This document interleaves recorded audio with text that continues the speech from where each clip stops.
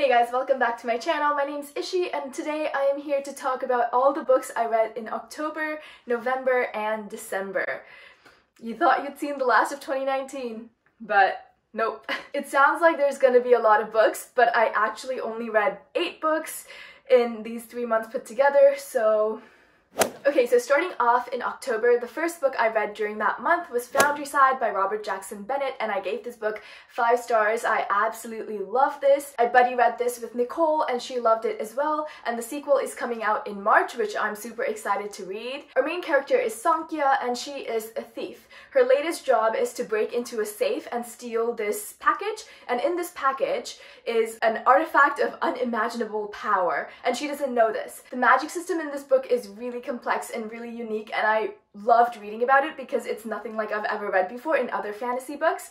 Basically, objects are scribed, meaning like inanimate objects are given magical abilities, and the merchant houses have control over like all the magic. So basically, Sankhya steals this package and she like kind of keeps it, and it's a key, and she finds out that the key can speak to her, and then all the merchant houses want her dead and are after her because they also want the key. The whole book has a very steampunk vibe to it, and I loved the process of reading it as well. It was just a fun experience overall. This book kind of started out slow for me, but when it finally picked up, I was hooked. There were a lot of plot twists that I did not expect at all, and they weren't really like out of the blue either. Like, it was such a good plot, and all the friendships we see bloom throughout the course of the storyline are also like so interesting. I love the dynamic between all the characters, and I love the characters as well. All of the characters, including the side characters, are really well developed, and they all have their own story and they all have a reason for being present in this book, and I love that. Overall, this book was really different from all the other fantasy books I've read in the past, and I really enjoyed it,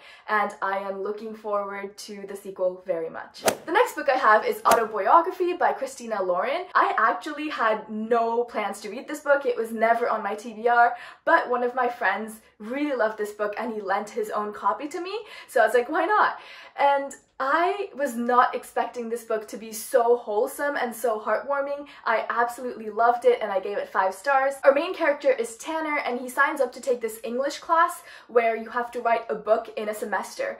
And like a year ago, another boy also took that class and actually wrote his book during that semester and was getting his book published and stuff, and the teacher brings him in as a TA. So our main character, Tanner, like falls in love with him at first sight. The setting is a very conservative Mormon school and like a conservative Mormon society. So this book really explores what it means to be a person of the LGBTQ+ community in like a very conservative and a religious environment. I loved reading from Tanner's perspective and seeing how his relationships with different people grew throughout the story. And I adore Sebastian. He's the TA, that's like the love interest, and like he's by no means perfect and he has a lot of flaws, but I really sympathized with him throughout the story. Like, I love all the characters, especially the 2 main ones. The writing style was very natural and very like free-flowing. It felt like I was sitting there and talking with Tanner and he was just telling me all these things. Like, I loved reading it. It was so amazing. I flew through it pretty quickly. This book does deal with serious topics, but it is one of the cutest and most wholesome books I have read. I highly recommend it if you haven't already read it. So overall, October was a good reading month for me. I mean, I only read 2 books, but both of them were 5 stars, so I'm very happy about it. The first book I read in November was The Picture of Dorian Gray by Oscar Wilde. I have been meaning to read this book since high school. In grade 10, there was this list of recommended books that you should check out in like my English class, and this book was on it. And I was like, oh yeah, that sounds interesting, but I just never read it. And it's been like many years. So I was very excited to finally get to it. This book is about a man named Dorian Gray who sells his soul for eternal youth and beauty. And he's very popular among the people who know him, but they're not really close with him because there's always something like mysterious keeping them away. And the main theme that is kind of explored throughout this book is that no matter how pretty and how beautiful you are on the outside, if your soul is kind of corrupt from the inside, then you're not going to be happy with who you are and you're not going to be happy in life. So I feel like that's a really good message, and I loved how the story was set up, I loved how the plot was introduced, and I loved all the characters that we met. This book is beautifully written. I jotted down several quotes from it because I just thought they were really beautiful and there's a lot we can learn from this book. But around the end of the book, it just got really boring. So the later chapters follow Dorian Gray and his life, everything he does, and I felt like I just didn't care, which is why I decided to give this book 3 stars. I really appreciated the writing style. It was beautifully written, but I was just bored in the end. But it was still a really good book, and if you're into classics, I do recommend. November, I guess, was my classics month because the next book I read was Karenina by Leo Tolstoy. I started reading this in September, and it was just slow. This book is acclaimed by many as the world's greatest novel, and that's a big claim right there, so I had to go and read it. Our story follows Anna, who is a sophisticated married woman who turns to Count Vronsky to find meaning in her otherwise empty existence, meaning she has an affair with him. And on the other hand, everyone expected Count Vronsky to propose to this other girl, so there's drama there. And meanwhile, Anna's brother is also having an affair with someone else, so she finds herself comforting her brother's wife. It's a lot of drama going on between the main characters. When I started reading this book, I absolutely loved it. Leo Tolstoy threw all shade, spilled all tea, and I was like, this book is so good.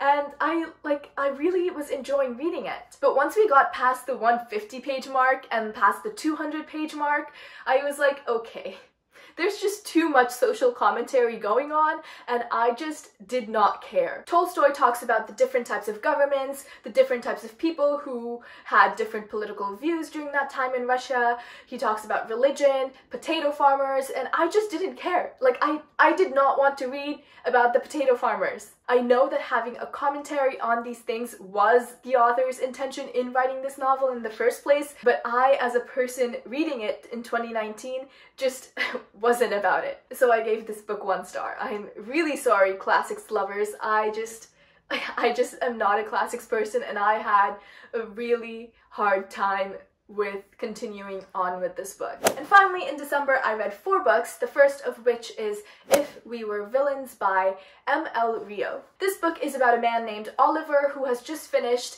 serving his 10 years in jail for a murder he may or may not have committed. And so he starts to narrate the tale of how he ended up in jail accused for this murder that we don't know if he committed or not. So 10 years ago, he was studying Shakespeare at an elite arts college. Everyone at this college is very passionate about the roles they play in these different Shakespearean plays, and these roles eventually began to bleed into their real life until one person is found dead. So the reason I picked up this book is because a lot of people compared it to The Secret History, which is so good. I loved The Secret History, so I was like, I must read this. This book does have that dark academia vibe, but I do not think this book can even begin to compare to The Secret History, because I felt like The Secret History had much more complex characters and had a much more complex plot, and this book just did not. I feel like all the characters in this book fell into a certain trope.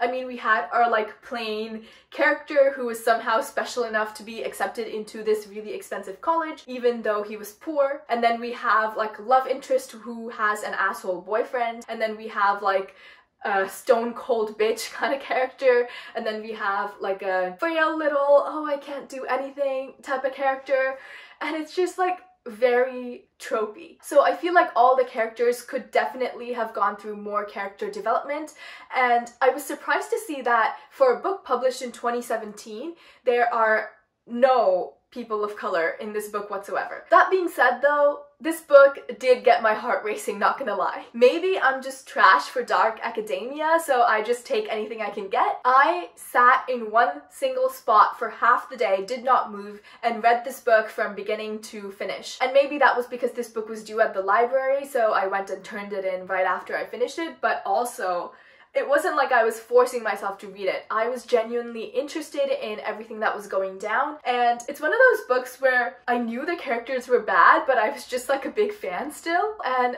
maybe that just makes me like a piece of trash for dark academia, and I've learned to live with the fact. Anyways, I gave this book 4 stars, and maybe if the characters were well developed, I would have given it 5, but I really did enjoy this book.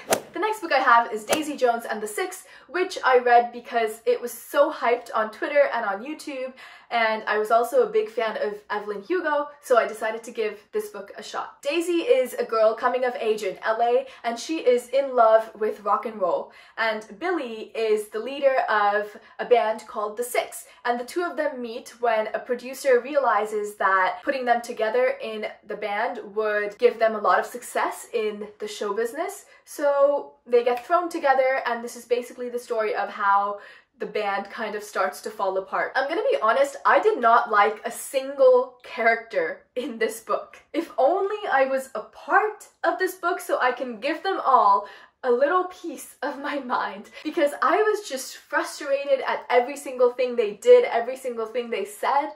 But this book itself was amazing, and I really liked it. It tells a story about real people who by no means are perfect, who make one bad decision after another, one mistake after another, and that's just who they are as people. Everything that goes on between these characters is messy and ugly, but that just makes this book that much more intriguing to read. And I actually listened to this on audiobook. There is a full cast, so I feel like that really enhanced my experience because it felt like more personal, because we actually got to hear all these characters in their own voices, telling their own stories, so I really enjoyed that. So overall, loved the book, did not like the characters, but loved the experience of reading about them and about their stories. If it sounds like something you'd be interested in, I would highly recommend. I gave this book 5 stars, and if you do decide to pick it up, the audiobook is amazing. The next book I read in December was The Name of the Wind by Patrick Rothfuss. This book has also been on my TBR since high school, but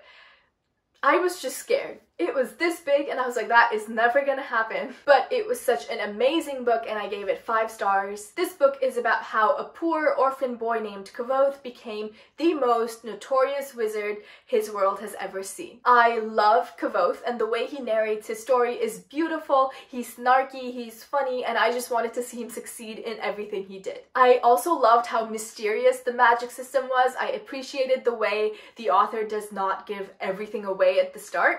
So I'm really looking forward to seeing where this magic system ends up in the next couple books. One criticism I have, however, is that I wish there were more substantial female characters, because there was just one female character and that was obviously our pretty perfect love interest, and I just did not like her. But there was a lot of mystery surrounding her character as a whole, so I'm hoping that we find out more about who she is in the later books. Overall, this is a very beautiful book. I loved the prose, I loved the metaphors, I just loved the writing style of it, and I'm really excited to read the next book. The third book has not come out yet, and I don't really know when it will come out, so I will maybe like pace myself a bit. I think this is a great novel if you are really into high fantasy, and so good. So good. The last book I read in December was A Darker Shade of Magic by V.E. Schwab. I know I already talked about Name of the Wind and Darker Shade of Magic in a previous video, so I'll just keep it short. So I actually picked this book up in September. I read a couple chapters, I put it back, and I just did not pick it up again until Christmas. So in this world, there are 4 Londons. There is Red London, Grey London, Black London, and White London, and our main character is Kel, who is an Antari, and he has the power to move between these different Londons. One day, he is traveling between the different Londons, and he gets caught. It is a very dangerous situation, and now, with the help of a girl named Lila, he must somehow save himself and save the world. I love Kel and I love his brother Rai. I find the dynamic of this whole family really interesting, and I would have liked to read more about them. But Rai was only in the book in like the beginning and the end and nowhere in the middle, so I was kind of disappointed. The magic system is complex, which is why I felt like there were several info dumps about this magic system just so we would get to know it better, and that really took away from the plot and the action, in my opinion. I think the main reason I did not enjoy this book as much as I could have was because I did not like Lila. I know many people love her, and I'm so sorry, I really am. I was expecting to love her because just like so many people love her, so I was like, of course I'll like her. But I found her to be pretty full of herself, but with no like talent to back it up. I will be the first to admit that she is a badass female character, like she can kick butt, but she does not have magic in this book. and she's out there acting almighty in front of people who are much more powerful than her, and I felt like it just created a lot of unnecessary issues for Kel. So overall, I had a lot of expectations about this book, but it just did not do it for me, and I'm very sorry and I'm very disappointed. So those are all the books I read at the end of last year. I'm actually pretty happy about them because I did like most of them, so I think it was a good... I was gonna say I think it was like a good reading month, but considering the fact that I only read like 2 books every month, I'm like, I was just in the biggest reading slump, and I'm just happy about the fact that I managed to read at least this many books. If you've read any of them, please talk to me about them, and yeah, my name's Ishi, thank you for spending time with me, and I hope your day is as wonderful as you are.